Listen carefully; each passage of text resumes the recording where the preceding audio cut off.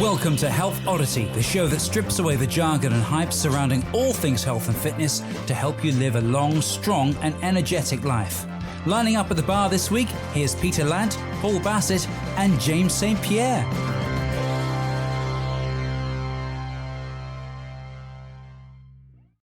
Hello and welcome to episode 154, I hope, of the Health Oddity podcast. We've got a cracking return guest this week, and honestly, you're gonna. I can't wait. We're talking about something that's going to be happening in 2 weeks, an event that both me and James are going to be at. Sorry, 5 weeks. Don't say 2 weeks. You give me. It's 2 weeks. It's 2 weeks. We're in podcast land, Gary. Oh, 2 weeks. 2 weeks. Oh, okay. This goes out. Yeah. You'll give away our secrets. I'm so sorry. Oh dear. This isn't live. This isn't live. Yeah. We'll start again. No, we'll leave it at that. This win. This will let our lovely listeners into a little secret of what goes on in podcast land. Oh, this isn't the BBC. Yeah. Anyway, after mentioning James isn't with us this week because he's on his jollies. So we have Mr. Paul Bassett with us. How are you doing? I'm okay. As I mentioned in the earlier, before we started recording, my wife has gone to get 2 cats, 3-year-old and a kitten. I'm not sure what I think so far. It doesn't sound like you're that enamored by it. Yeah, maybe perhaps it's, I'm fairly dry as it is, so maybe people can't quite read. No, but the high level of enthusiasm I have for this whole situation. Well, I think you make a very good poker player, Paul. Yeah. Excellent. Just there you go. Generally disgruntled. So are you going to be getting Whiskers or Sheba or any one of the other ones? I mean, it's going to be another thing I have to buy, isn't it? Yeah. At least I don't have to. At least I don't have the evening ritual of trying to work out well, maybe I will with cats. I mean, they're pretty picky. Like we're currently with the children, it's like, here you go. This is the thing that I normally give you, right? But rather than it being separated, like cheese, pasta, and tomatoes, I've combined them, into something where they're all mixed together, and they hate it, So maybe cats will be the same. I'll buy Sheba, or I'll buy. Well, I think the key is don't buy the most expensive brand straight away, because that's what they might get hooked on. And then everything you give them afterwards is basically like, just look at you like you're just like, what are you doing to me? Yeah. Well, there you go then. You see? Yeah, I learned that very quickly. So we just get Sid a load of crap from the butchers that is minced up. I don't even know what's in it. But it's all from an animal. It's all from animals, and he loves it. So there you go. They're not picky, to be fair, dogs, are they? Well, no, you say that. When he was younger, he used to eat everything. Because obviously he's growing, so he used to eat everything. Now he has. That's the thing; they eat everything. He stopped eating like loads of stuff. We'll put it in his bowl, and he'll kind of look at it and go, "What's this?" You see, I'm not squeamish in any way, really, of things like blood and guts or like, stuff like that. But if my wife put on TV last night, flicking through the channels, Turner and Hooch, right? And for me, it's like a nightmare watching that film because all I can see is slobber. Yeah. And all I can think is what dogs do with their mouths, and a dog licking me. I mean, I can't watch any dog licking anyone without having to flinch and feel like I'm going to puke. My brother sent me an article once, because like Sid will lick us on the hands and stuff like that, but people who let the dogs lick their faces and that sort of stuff. And he sent us an article, I think it was like from the Guardian or something like that. It was like. And it was basically like, what's in it? Here's why you shouldn't let your dog do that, and what's in a dog's saliva. It was just what's not in there is probably a shorter list. Yeah. Anyway. Welcome. How are you, Peter? Welcome to the episode. I'm all right. I'm fine. I'm excited. I'm excited for 2 weeks' time, from when this goes out, because in 2 weeks' time from when this goes out, myself and James are going to be at the Disabled Strongman event, the UK's Disabled. No, Britain's Disabled Strongman and Strongwoman. Britain and UK are different, aren't they?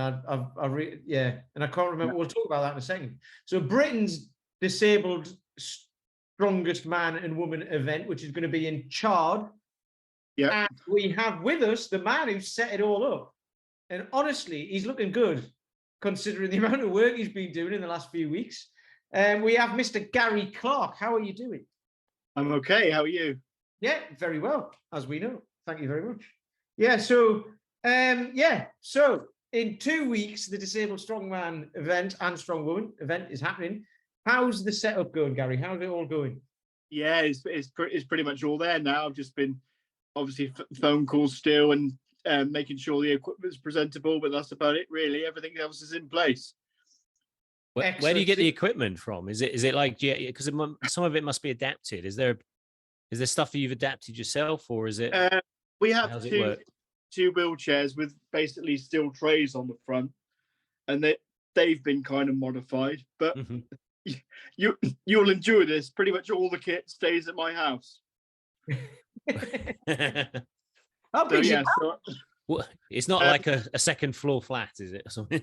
No, it's a bungalow. So I've got Atlas stones on the front lawn, and then I've got Atlas stones at the back lawn, and it's all basically in storage around the back. So has anyone tried to nick the stones? I've had somebody in town saying to me, "I'm surprised nobody's nicked them." I said, "Well, if they can lift them, they can have them." Yeah, because the ones on the you'd have to have like Eddie Hall walking past or something and go like, "Oh, I'll just get myself one of them." Tom Stoltman. Yeah, nice. I mean, the ones on the front lawn range between 120 and 150. So yeah, if they can pick them up and load them, they can have them. Exactly. Do people just think that you've badly laid out your garden with some kind of monolith? It's a pretty small town, Chard, so people tend to know me, which is a good thing, I guess. Yeah, exactly. Yeah. So did you make the Atlas stones yourself? I have made stones, yes, but I mean the heavier ones, I've not got the bigger mold, so I've ordered them from my friend. So you Jason. mold them, you don't chisel. I've got ideas that you've got like some kind of Michelangelo figure. No, chisel. No, I'm bashing away at the granite. I basically got the mold so I can make up to 100 kilo stones, and then and anything bigger and heavier than that, I go elsewhere for. I order them in, So I've got 2 more stones coming, obviously. Well, 130 and a 150. So when you say you order them in, because I know whenever I haven't bought kettlebells for ages because I've got loads now, but whenever I've bought them in the past, the postman doesn't really enjoy it. I think one of them, I've got like a thing out the front, like one of those plastic garden container things. Under my flat, and I put it under there so I could have the bells in there for when I take them out. Yeah.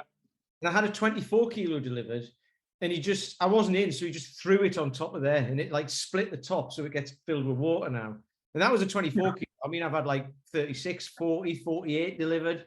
And the postman, because I've got steps down to my flat, the postman's just like, can you come and get this? Because I can't lift it. Yeah, they can't do it, can they? I mean, a lot of the strongman stuff obviously gets delivered on the pallet, Yeah. When I get plates and stuff delivered from DBD or whatever, they still struggle, don't they? That's not coming along the path, Honestly, I have some great ideas on this podcast, as you probably know. Yeah. A delivery service specifically for that sort of stuff, and basically just strong as hell people delivering it. So all the people coming along, apart from me and James who are coming along on the loading crew, all those other people who are coming along, the massive people who are really strong, you could set up a business just delivering heavy stuff to people. So I was about to say Dragon's Den, Shark Tank. I mean, with all these ideas, you're bound to get some kind of investment. I mean, one of them, if you fire them off quick enough, one of them's going to stick, isn't it? Yeah, that's the whole throwing crap at the wall and hoping something sticks, isn't it? And you get told not to do that. Wasn't one about getting clients to punch meat? I mean, there was something about that ages ago. Yeah. Yeah. Well, I mean, Phil Maffetone said you were going to make millions on the app, so. Yeah, well, it's still in the pipeline. You never know. I love it. But yeah, so it would be good to know. I mean, people might know who these people are. People might not. But what was interesting, we've said this on previous episodes actually, was when you put in, so you set up the group chat and said to everyone, can you put your t-shirt size in? and it was like 4XL, 3XL, 4XL, double XL. And then me and James, medium, please. Brilliant. So, I think you put medium pour before. yeah. So you've got some, there's Matt Diamond, who was at the, me and James went to the UK's. That's right. Yes, Matt's in it. Yeah, Strongest Man event. So, and we had Becca Roberts on a couple of weeks ago as well, who won that. And she graciously came on here for us and everything, and she was amazing. But yeah, Matt Diamond was competing as well, and he was hilarious. So the interviews afterwards, he was so dry. Yeah, he's very dry, isn't he? Yeah, very dry. Yeah, so we're looking forward to meeting them.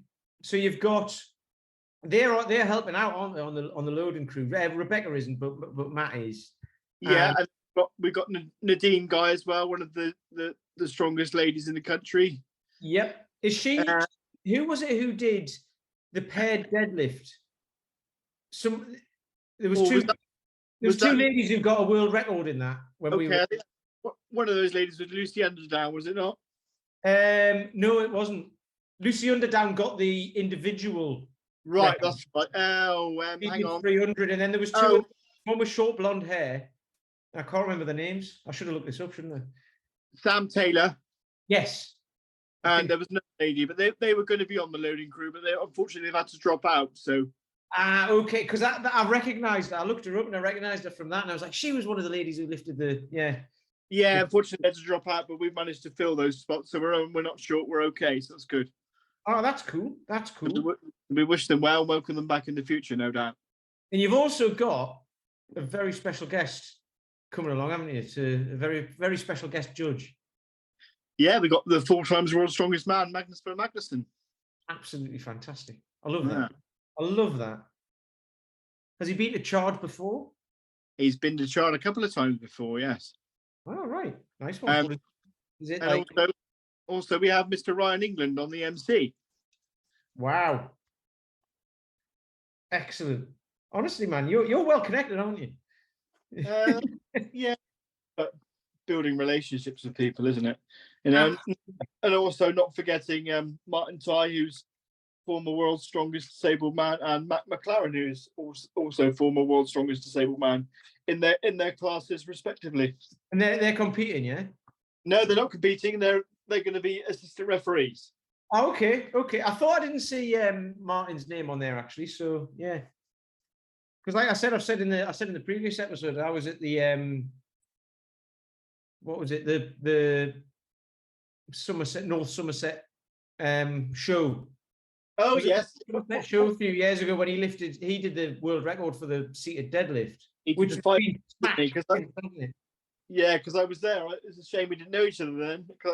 I was definitely there because I was a side judge. Yeah, along with Loz. Loz was there, wasn't he? He was, and that was, what did he do? He did 501 or something, or 505. 501, yeah, just to sort of beat Eddie's by a kilo. Yeah. That's the idea. I think. What's it now? Is it a 620 or something? The world record in the seated class 1. We've got to make sure we have these classes right, because obviously there's different records of different classes. But the seated class 1 record is 646 kilos. That's by Dave Walsh. That's outrageous, isn't it? Just to reiterate for everyone, that's kilos, not pounds. That's kilos, not pounds, and that's also lifting it without using your legs, basically.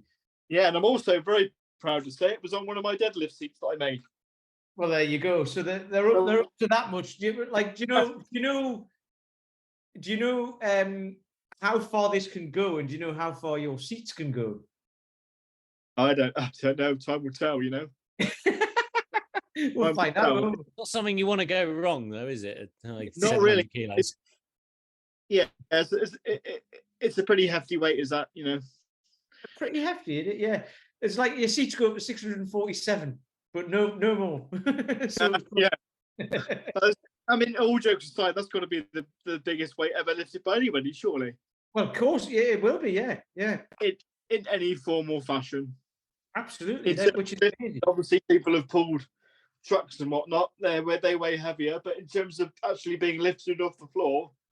Well, this is what I find interesting, because like that. That's fine, and it's like, right, yeah, but the guy's sitting down, so it's like, right, get Eddie Hall or Thor or whoever, Thor when he was bigger, get them to sit down and do it and see if they can, and that would be interesting.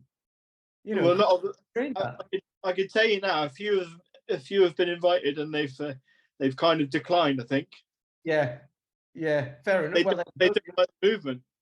But this is another thing that's really interesting about when because we had a chat about this because somebody posted something about my pressing style, which Paul McElroy, my coach, has helped me with and all that. And it's actually got me stronger and feeling better and all that.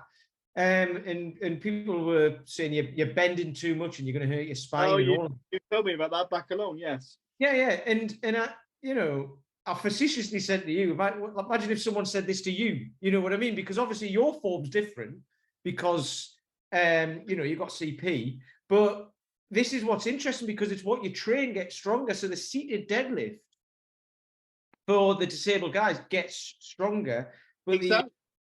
Let's say the able-bodied guys who are doing like standard deadlifts don't get stronger at the seated deadlift because they're not trained. They won't.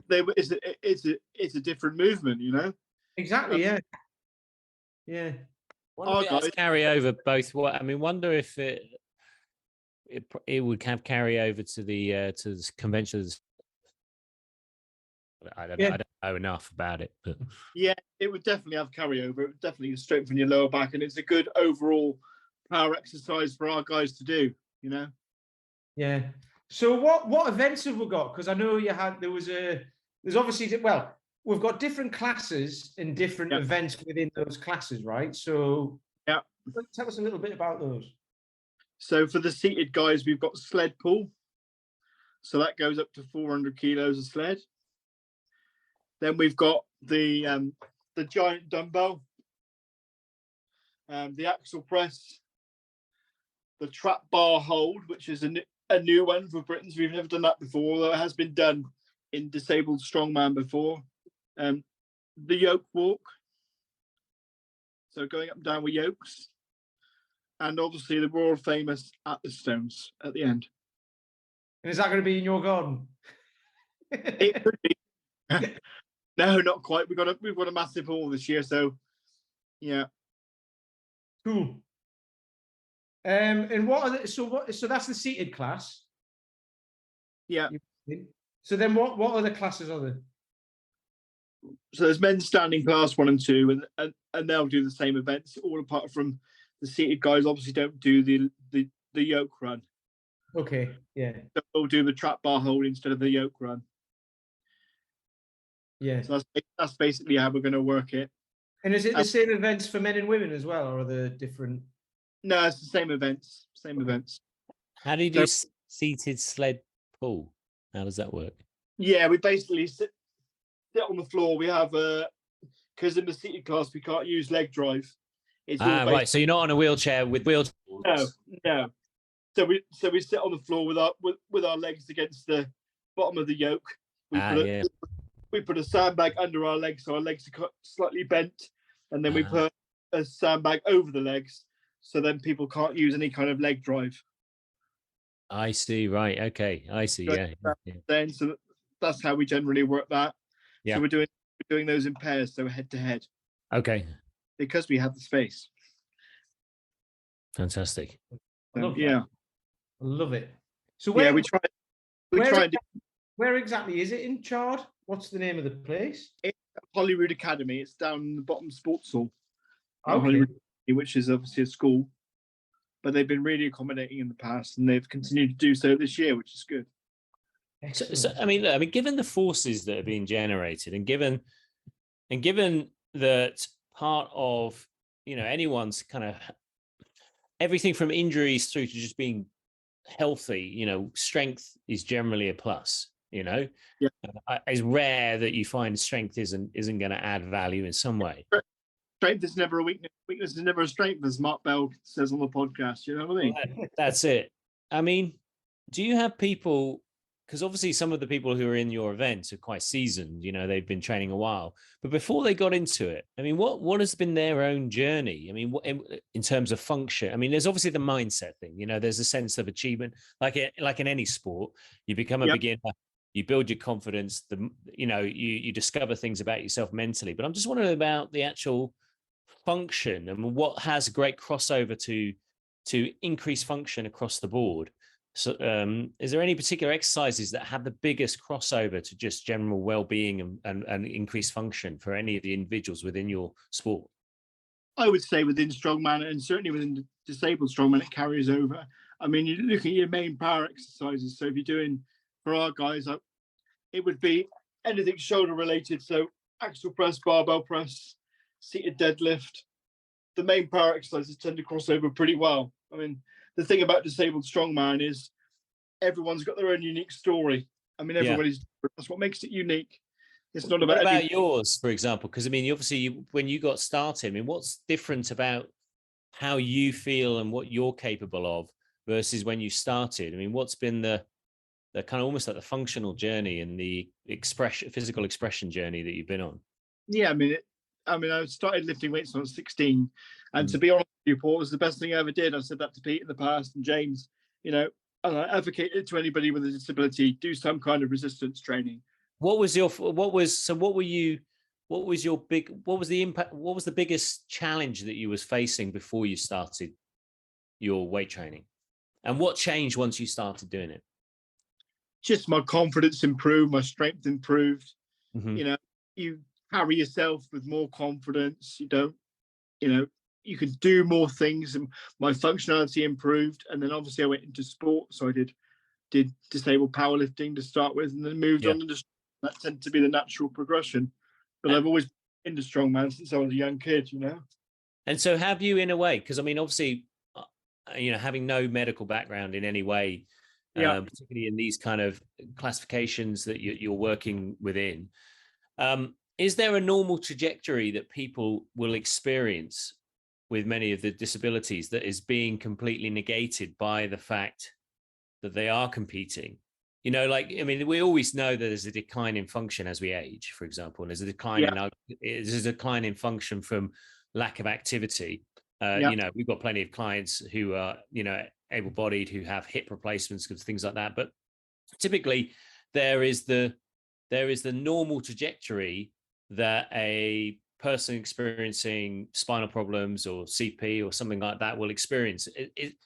Are those trajectories being challenged and changed? Absolutely, 100%. Every time we go out on the field, because disabled strongman is not, it never has been a tokenism thing. It's all hard and heavy, like I said before, and be that way to have the impact that we want to generate for people to see that no matter if you've got a disability or an impairment, or you can do things, and if you can do disabled strongman, for example, you can pretty much accomplish anything. So people will come along and watch these guys and think, well, if they can do that, I can certainly, make steps to get myself off the couch, be more active, that kind of thing, no matter what age you are. You know what I mean? Yeah. Just hoping that has the same sort of awareness carryover. Yeah. I hope that makes trying to get the point I'm trying to get across. Yeah, of course. I mean, I suppose there's things and conditions where there's a kind of neurological element, whereas if you're just constantly firing your neurons, you're constantly engaging the muscle fibers, then any decline in that can be negated or slowed down and things like that, which obviously means that function and longevity is vastly improved. Absolutely. I mean, cerebral palsy, I can certainly negate for myself. I can speak for myself here. Yeah. It's a neurological disorder, obviously. So I've found that if I keep my weight training up, I increase my functionality well. I'm 46 now.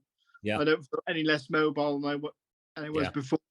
Hopefully that'll carry on for a lot of years yet. I mean, I'm never going to stop training. I'm always going to be lifting.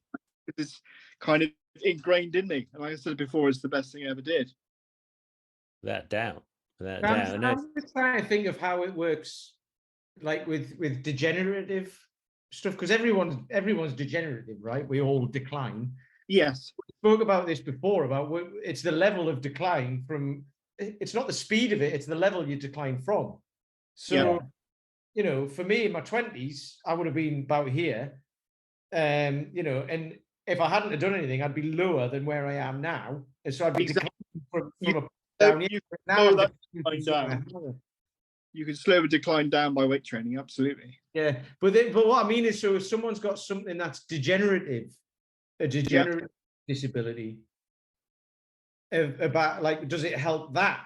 Does it help slow the decline in that? You know what I mean? Depending on what it is, because obviously there's so many different things about this is the problem, isn't it? And people might look at something and go, yeah, but you've got something different, a different condition than I've got, so therefore Yeah. you can. It's like, well, there's always going to be a way in my head.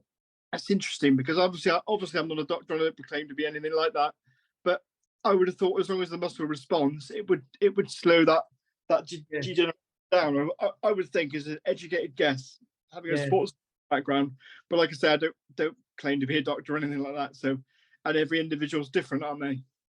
Well, this is the thing, and this is where I think sometimes it can hurt. I mean,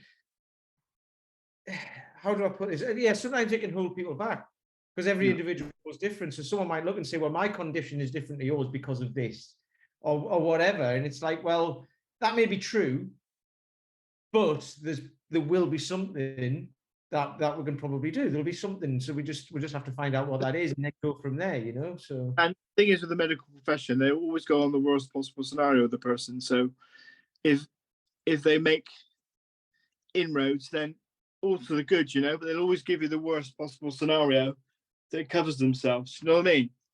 Yeah.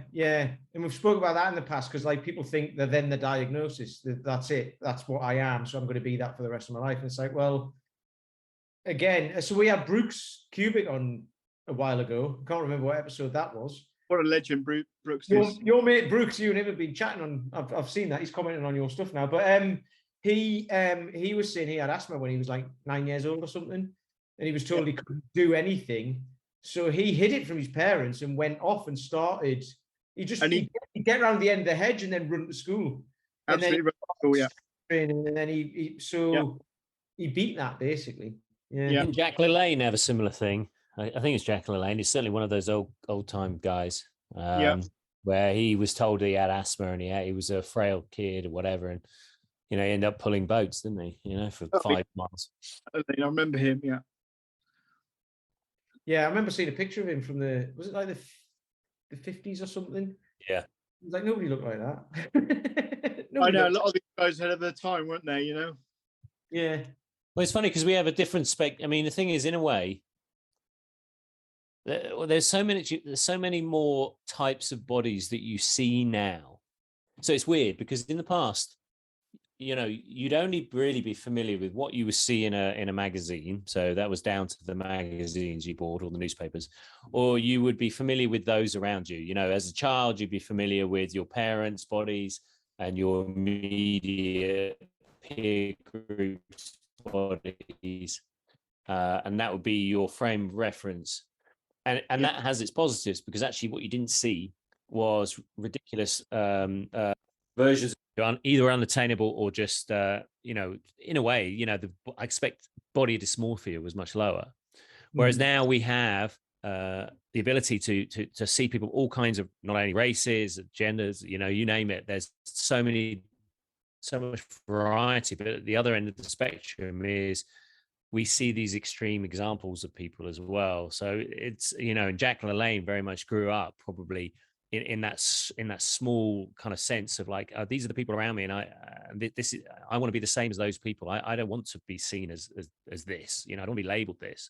Whereas now, if you want to find a label, you can probably find a label because there's such a variety of body types, opinions, and things like that. So I think in my head from that, his was because he had his own TV show and everything, didn't he? Before he did, the thing, he wore his blue jumpsuit and did silly things on telly. I say silly, like impressive things on telly that nobody can do.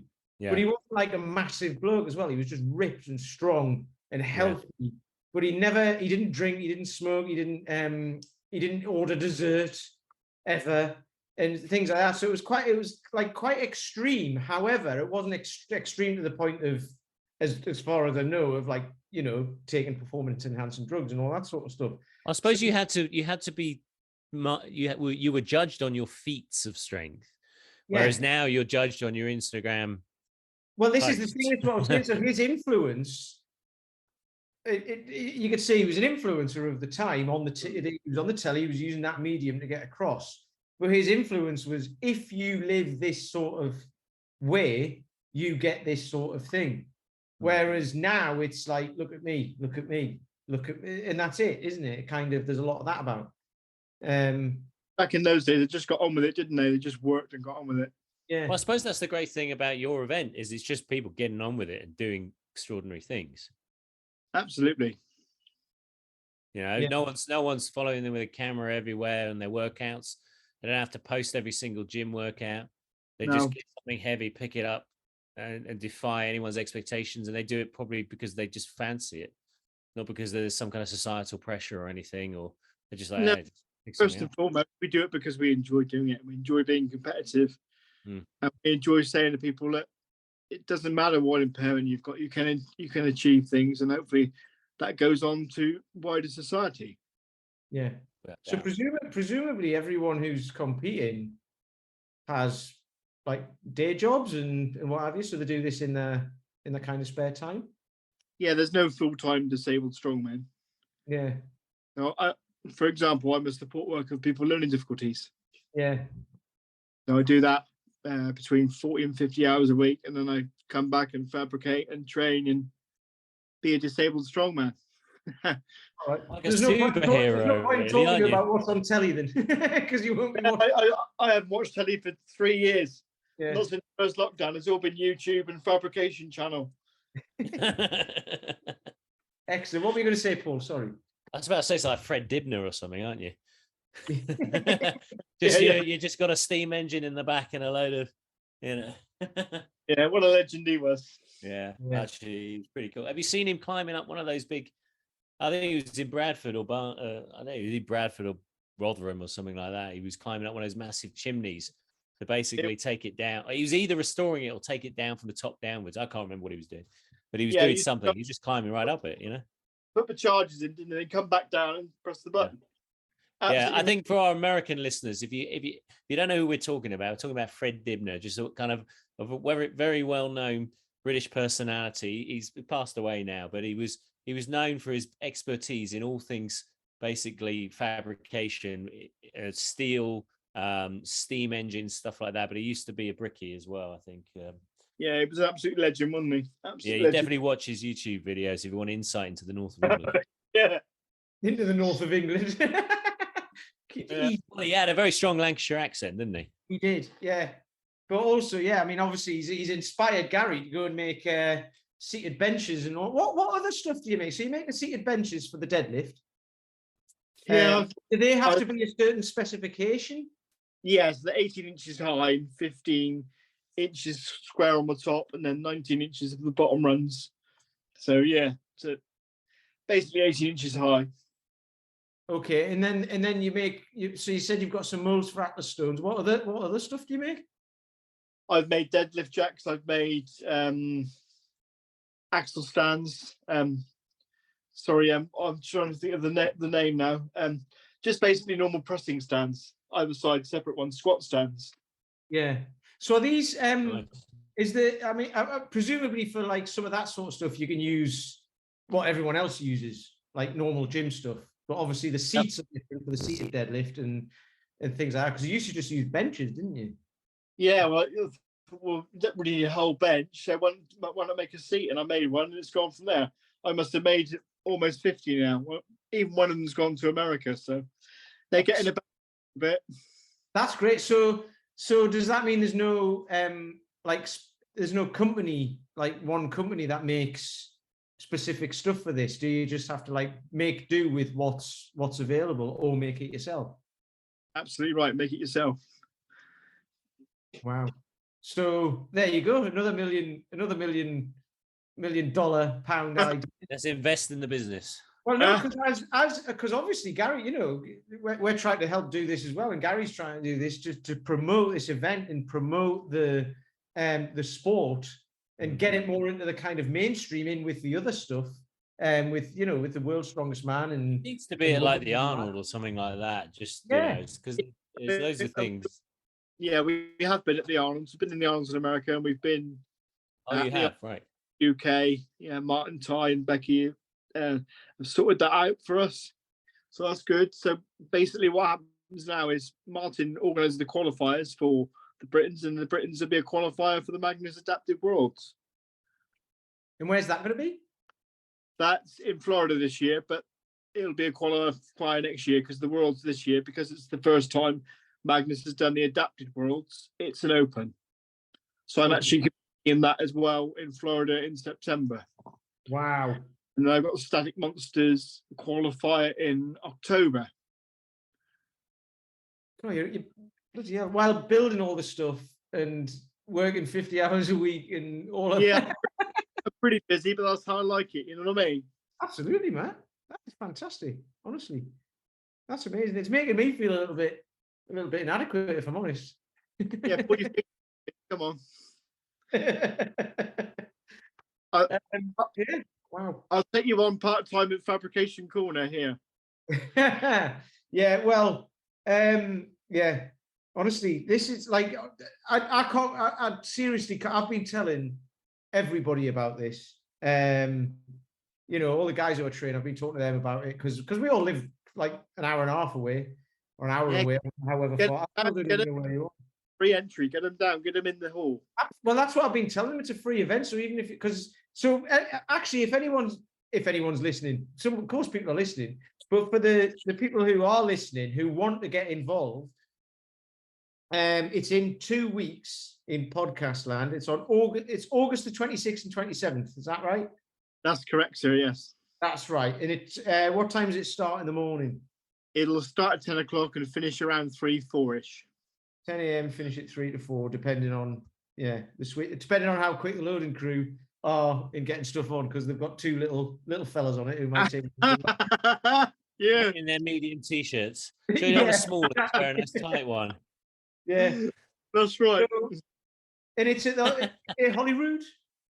Holyrood Academy, yes. Holyrood Academy, the 26th and 27th of August, in Chard in Somerset. I mean, honestly, if you're near there, or even if you're not, get yourself down there, because it's going to be amazing. I mean, I can't describe it to you. It really is something to see. I mean, I know I might be biased towards the athletes, but I love them to bits, and it's a pleasure to put a platform out for them. But it really is something to see. I mean, it's a spectacular to see these guys perform. You know. Yeah. So how many people are you expecting to come along, do you think? In terms of spectators? Yeah. You never quite know, but I know I've got 19 athletes. Right. Excellent. That honestly, I can't wait for it. I'm so my Mrs. Sean's really excited about it as well. she's been going on about it for months. Like when is it? Yeah. So that'll be cool. Yeah. So if people want to, I mean, people can just come along. It's a free event, right? Hey, just come along, yeah. Yeah. So they can just turn up. Excellent. We'll love that. We should probably wrap up there, I think, because you've got to go to work as well, haven't you? I have, mate. Yes. We don't want to keep you, but no, that is perfect. So yeah, anyone who, I mean, what happens if someone wants to get involved in this, but they don't know where to start, or somebody's got like kids who might want to get involved in this and they don't know where to start? How can they're very welcome to contact me. They can contact Martin, Ty, organises the qualifiers at GB Strongman there. So we're all working together. They can contact Magnus. There's plenty of us around, or any one of the athletes. You know, there's lots of us around now. They point them in the right direction. You know, we're always keen to have new people on board. Excellent. So if anyone's feeling a bit shy or whatever, or should, like, who do I speak to? Should I just reach out? They can reach out to pretty much anyone involved. If they just Google them and find them, they can ask them. Pretty much, yeah. Excellent. That is great. You've also got a sponsor as well. I was going to say that. Who's that again? United Response. So basically, that's the company that I work for. All right. So we provide support for people with learning difficulties and physical impairments. So I'm a support worker working for them, and they very kindly sponsored being a championship sponsor again this year, as they were last year. So excellent. And where are they based? They're nationwide. So okay. their head office is in Wimbledon, I believe. All right, because I saw that they were the sponsor, so I started following them on Facebook. But I didn't know that was who you worked for. So that's absolutely fantastic. Yeah, they've really backed me. So a big thank you to them and all the sponsors. Yeah. There's been local sponsors that have backed me again this year, so we're all working together for the good of the cause. Excellent. Absolutely love that. Well, thanks for coming on, Gary. Honestly, No, it's my pleasure, and thank you for having me, gentlemen. I really appreciate it, Pete and Paul. Hey, no problem. Have you got any last requests, last thoughts, Paul? No, well, it's just goes without saying, wish you luck there. I can't make it, but it's going to be exciting, I think. And just a quick update for everyone. I know everyone's pretty excited about this, but I just got a text message pop up on my laptop saying the cats are here. Oh, you're looking happy. Right. What are they called? Anyway, yeah, I don't know. There's a white one and a black one. Okay. Yin and yang. Yeah, yin and yang. That's good. There you go. Yeah.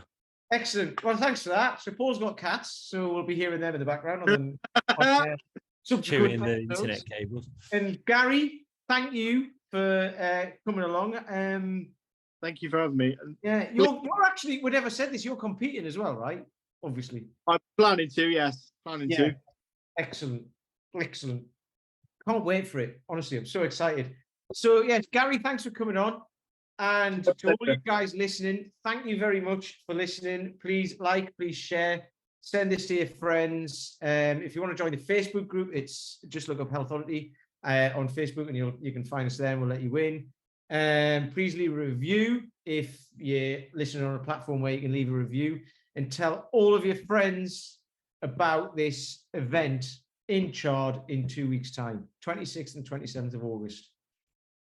And if you come along, we'll see you there. Me and James will be there, Gary will be there, and everyone else who we've mentioned. So thank you for listening, and we'll see you soon. Thank you. You've been listening to Health Odyssey with Peter Lant, Paul Bassett, and James St. Pierre. To get your regular fix of hype-free health, you can subscribe and leave a review wherever you get your favorite podcasts. You can find out more on today's and other topics at healthodyssey.com or find us on Facebook or Instagram by searching for Health Odyssey.